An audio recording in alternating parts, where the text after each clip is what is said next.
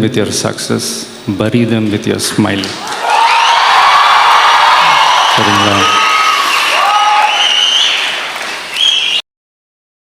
ఎదుర్కొంది. 2026 మేన విజయ్ మరియు త్రిషల మధ్య ఎఫైర్ ఉందనే ఆరోపణలపై సోషల్ మీడియాలో తీవ్రమైన అన్కన్ఫర్మ్డ్ స్పెక్యులేషన్స్ చెలరేగాయి. విజయ్ వైఫ్ సంగీత ఎఫైర్ కారణంగా డివోర్స్ కోసం ఫైల్ చేస్తున్నారా అనే న్యూస్ సోషల్ మీడియాలో స్ప్రెడ్ అయింది. ఒకసారి మనం పాస్ట్కి వెళ్తే మన డీసీఎం అదే గురు Tamil Nadu deputy chief minister Udhayanidhi Stalin ఏమేం వాగాడో అంటే నేను చెప్పకముందే అందరికీ తెలుసు, కానీ ఒక్కసారి రిమైండ్ చేస్తా వినండి. Electoral set back, corruption allegations and preserved dynastic politics వంటి కారణంగా డిఎంకే పార్టీ 2026 ఎలక్షన్లో ఎదురుదెబ్బ తగిలింది. సనాతన ధర్మం గురించి అని మనం అందరం అనుకుంటున్నాం, అది కాకుండా ఒక మెయిన్ రీజనే, కానీ ఇది కాకుండా వేరే అలిగేషన్స్ కూడా చేశాడు. వెయిట్ ఒక రిక్వెస్ట్, ఈ వీడియోని ఎంత వీలైతే అంతగా షేర్ చేయండి. ఎంతమంది తలపతి ఫ్యాన్స్ ఉన్నారో అందరు ఈ వీడియోకి ఒక 5K లైక్స్ కొట్టేయండి ప్లీజ్. Number 1, ideological controversy. సనాతన ధర్మంకు వ్యతిరేకంగా డిఎంకే తీసుకున్న తిరుపరంకుంట్రన్ టెంపుల్ సమస్యను నిర్వహించిన తీరు ఓటర్లను దూరం చేశాయి. క్రిటిక్స్ దీన్ని మత సంప్రదాయాలపై దాడిగా అభివర్ణించారు. Number 2, allegations of corruption. ముఖ్యంగా యాక్టర్ విజయ్ ని $10 మినిస్టర్ స్కాండల్ మరియు కరప్షన్ పై ప్రజలలో ఉన్న అసంతృప్తి వంటి కరప్షన్ ఇష్యూస్ లను ఎత్తు చూపుతూ హైలైట్ చేశాడు. Number 3, internal alliances and leadership. సీట్ల పంపకం ప్రాసెస్ ను, మిత్రపక్షాల గుర్తింపును వామపక్ష పార్టీలు ప్రశ్నించడంతో డిఎంకే కూటమి అంతర్గత ఉద్రిక్తతలను ఎదుర్కొంది. Number 4, law and order issues. శాంతి భద్రతల విషయంలో క్రిటిక్స్ గవర్నమెంట్ ని విమర్శించారు. ముఖ్యంగా ఫెయిల్యూర్స్ ఇన్ ఉమెన్స్ సేఫ్టీ ఇంకా ప్రివలెన్స్ ఆఫ్ డ్రగ్స్ లకు సంబంధించిన ఇన్సిడెంట్స్ లకు పెరిగిపోవడాన్ని ప్రస్తావించారు. Number 5, political miscalculation. Anti incumbency sentiment ను అందిపుచ్చుకొని అధిక సంఖ్యలో ఉన్న యంగ్ ఓటర్లను ఆకట్టుకోవడంలో సక్సెస్ఫుల్ అయిన టీవీకే చీఫ్ విజయ్ కుమార్ ఉన్న ఆదరణను డిఎంకే తక్కువగా అంచనా వేసింది. ఇప్పుడు అసలు కథలోకి వెళ్తే చిరంజీవి చేయలేంది, పవన్ కళ్యాణ్ చేయలేంది, రజనీకాంత్ చేయలేంది, కమల్ హాసన్ చేయలేంది తలపతి విజయ్ చేసి చూపించాడు.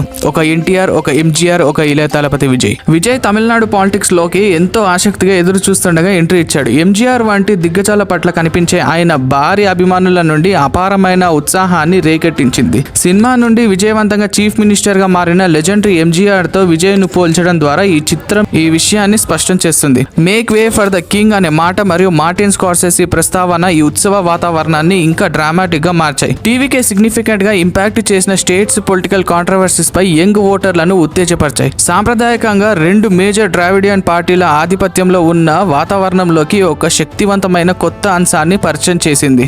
అభిమానుల స్పందనలలో కనిపిస్తున్న ఎక్సైట్మెంట్, చేంజ్ మరియు ఆల్టర్నేటివ్ లీడర్షిప్ కోసం బ్రాడర్ డిజైర్ ని రిఫ్లెక్ట్ చేస్తుంది. కానీ ఇక్కడే ఒక మలుపు. తలపతి తన లైఫ్ లో ఎప్పుడు ఎదుర్కొని సంఘటనలు జరిగాయి. ర్యాలీ స్టాంపేడ్ జరిగింది సెప్టెంబర్లో. డివోర్స్ అలిగేషన్స్ జరిగాయి. తలపతికి త్రిషకి లింక్ పెట్టడం అని అలా కొత్త కాంట్రవర్సీస్ జరిగాయి. 2025లో టీవీకే చీఫ్ బ్యాక్లాష్ ఇంకా కాంట్రవర్సీ డిస్పైట్లను ఎదుర్కొంది. ర్యాలీ స్టాంపేడ్ అత్యంత తీవ్రమైన సంఘటన సెప్టెంబర్ 2025లో చోటు చేసుకుంది. కరూర్లో జరిగిన టీవీకే ర్యాలీలో జనసమూహం తొక్కిసలాటలో 40 మందికి పైగా మరణించారు. అపోజిషన్ పార్టీ డిఎంకే వాళ్ళు ఇంత క్రౌడ్ ని మేనేజ్ చేయడంలో ఫెయిల్ అయ్యాడని బ్లేమ్ చేశారు. వచ్చిన క్రౌడ్ ని కూడా తక్కువ అంచనా వేశారని వేరే పార్టీ వాళ్ళు చెప్పారు. టీవీకే మొదట్లో ఇమీడియట్ లయబిలిటీ తీసుకోనందుకు విమర్శనలు ఎదుర్కొంది. Glorified fan club.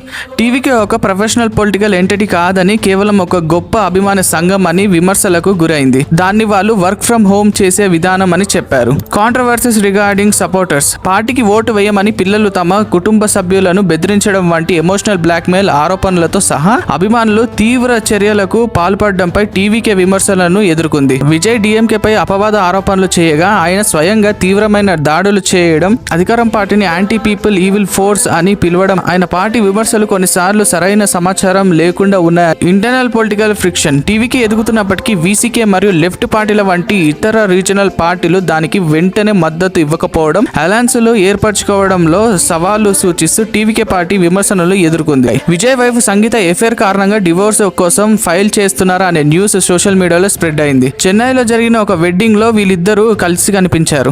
Divorce allegation. Allegations. Vijay కు ఎక్స్ట్రా మ్యారిటల్ రిలేషన్షిప్ ఉందని ఆరోపిస్తూ సంగీత 2026 లో డివోర్స్ పిటిషన్ ఫైల్ చేసినట్లు రిపోర్ట్స్ చెబుతున్నాయి. ఇది అతనికి త్రిషకి మధ్య సంబంధం ఉందన్న పుకార్లను మరింతగా స్ప్రెడ్ అయ్యేలా చేశారు. వైరల్ అపిరియన్సెస్. గిల్లీ, లియో వంటి సినిమాలలో కలిసి నటించిన ఈ జంట తరచుగా కలిసి కనిపిస్తూ మంటల్లో ఇంకా కిరోసిన్ పోసుకున్నారు. ఈ పుకార్లు కలకలం రేపినప్పటికీ అవి విజయ్ రాజకీయాలపై స్పష్టంగా ప్రభావం చూపలేదు. ఎందుకంటే అతని పార్టీ టీవీకే 2026 ఎలక్షన్స్ లో బలమైన పనితీరు కనబడుతుంది. కట్ చేస్తే విజయ్ పొలిటికల్ ప్రస్థానం ఊపందుకున్న తరుణంలో ఆయన గురించిన చర్చ కొత్త స్థాయికి చేరుకుంది. తమిళ సినిమాలో బిగ్గెస్ట్ స్టార్ గా ఉన్న విజయ్ ఇప్పుడు నాయకత్వ ప్రచారంలోకి అడుగుపెట్టాడు. ఆయన కేవలం అభిమానులు కాకుండా పలుకుబడి ఉన్న వర్గాల దృష్టిని కూడా ఆకర్షించాడు. అలయన్స్ లేకుండా 100కి పైగా సీట్లు గెలుచుకున్నామన్న ఆయన వాదన ఆన్లైన్ లో భారీ చర్చలకు దారితీస్తుంది. ఆయన మద్దతుదారులు ఇప్పటికే దీన్ని తమిళనాడు పొలిటికల్ లో ఒక మలుపుగా అభివర్ణిస్తున్నారు. మే 4న ఓట్ల కౌంటింగ్ ప్రాసెస్ లో ఈ భారీ విజృంభణ స్టేట్స్ పొలిటికల్ పవర్ బ్యాలెన్స్ లో ఒక మేజర్ షిఫ్ట్ ను సూచిస్తుంది.